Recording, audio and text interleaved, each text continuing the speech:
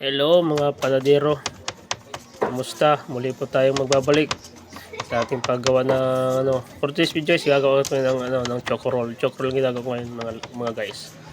Sa mga baguhan diyan, pwede kayo manood kung paano ko mag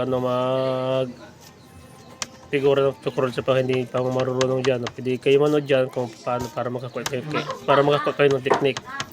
Oh. Ganyan lang yan oh. Diba, nabali lang. Palaparin lang siya tapos lagyan ng palaman saka mo siya irolo. Ganun lang oh. Para mabilis lang oh. So, ganun lang ako figura guys. So, ganun lang oh.